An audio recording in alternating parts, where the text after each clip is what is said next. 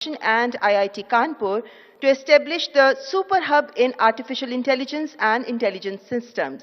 May I please request Professor Manindra Agrawal, Director IIT Kanpur, and Dr. Ajay Kela, President and CEO Wadhwani Foundation, to please step forward to exchange the MOU.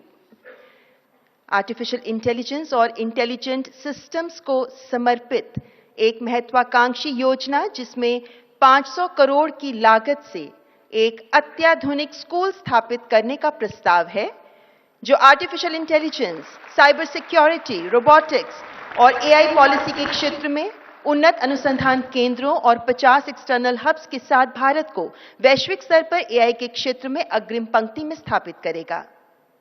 Thank you, Professor Manindra Agrawal, and I request Dr. Kela to please stay back for the next MOU, which is the MOU between Wadhwani Foundation and IIT Bombay for launching the Super Hub in Biosciences and Health Tech. May I please request Professor Shirish Kedare, Director IIT Bombay, to step forward and exchange the MOU with Dr. Ajay Kela. ये super hub एक परिवर्तनकारी पहल है. 300 करोड़ की लागत का ये hub biotech, health systems, medical devices और ट्रांसलेशनल साइंसेज के क्षेत्र में रिसर्च और इनोवेशन को नए आयाम प्रदान करेगा. Thank you professor Shirish Kedare.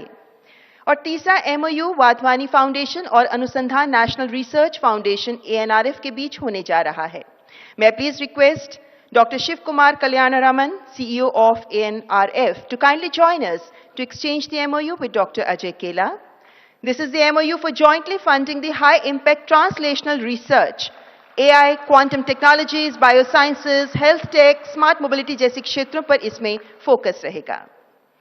Thank you, Dr. Shiv Kumar Kalyani-Raman and Dr. Ajay Kela. ये पार्टनरशिप्स आज IIT कानपुर और IIT बॉम्बे में AI, इंटेलिजेंस सिस्टम और bioscience, biotechnology, health and medicine के सुपर हब्स की शुरुआत हो रही है. आज वाधवानी इनोवेशन नेटवर्क का भी आरंभ हुआ है. अनुसंधान नेशनल रिसर्च फाउंडेशन के साथ मिलकर रिसर्च को आगे बढ़ाने का संकल्प भी लिया गया है. मैं इस प्रयास के लिए वाधवानी फाउंडेशन को, हमारी IITs को और दूसरे सभी स्टेक होल्डर्स को बहुत बहुत बधाई देता हूं. विद्यार्थियों को फाइनेंशियल सपोर्ट देने के लिए PM विद्यालक्ष्मी योजना भी शुरू की गई है. हमारे स्टूडेंट्स अपनी लर्निंग को एक्सपीरियंस पे तब्दील कर सके, इसके लिए हमने 7,000 से ज्यादा इंस्टीट्यूट्स में इंटर्नशिप सेल स्थापित किए हैं. युवाओं में नए स्किल्स विकसित करने के लिए आज हर संभव प्रयास किया जा रहा है. इन युवाओं के टैलेंट, टेम्परामेंट और टेक्नोलॉजी की ये ताकत ही भारत को सफलता के शिखर तक लेकर जाएगी. साथियों, हमने विकसित भारत के लक्ष्य के लिए अगले 25 वर्षों की समय सीमा तय की है. हमारे पास समय सीमित है, लक्ष्य बड़े हैं.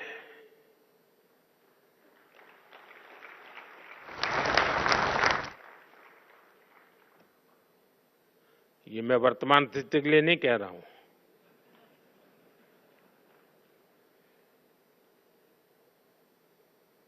और इसलिए ये जरूरी है कि हमारे आइडिया की प्रोटोटाइप से प्रोडक्ट तक की यात्रा भी कम से कम समय में पूरी हो. जब हम लैब से मार्केट तक की दूरी को कम कर देते हैं तो रिसर्च के परिणाम लोगों तक तेजी से पहुंचने लगते हैं.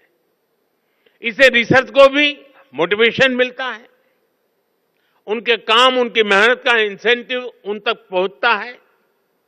इससे रिसर्च, इनोवेशन और वैल्यू एडिशन के व्हील को और गति मिलती है। इसके लिए जरूरी है कि हमारा पूरा रिसर्च इकोसिस्टम, एकेडमिक इंस्टीट्यूशन से लेकर इन्वेस्टर्स और इंडस्ट्री तक हर कोई रिसर्च के साथ खड़ा हो, उन्हें गाइड करे। इंडस्ट्री लीडर्स इस दिशा में एक कदम और आगे ला सकते हैं और वो हमारे युवाओं का मार्गदर्शन कर सकते हैं, फंड की व्यवस्था कर सकते हैं। साथियों, हमें AI, quantum computing, advance analytics, space tech, health take, synthetic biology को लगातार प्रमोट करना होगा। आज हम देख रहे हैं भारत एआई डेवलपमेंट और एडॉप्शन में आगे रहने वाले देशों में शामिल है। इसके विस्तार के लिए सरकार ने इंडिया एआई मिशन को लॉन्च किया है।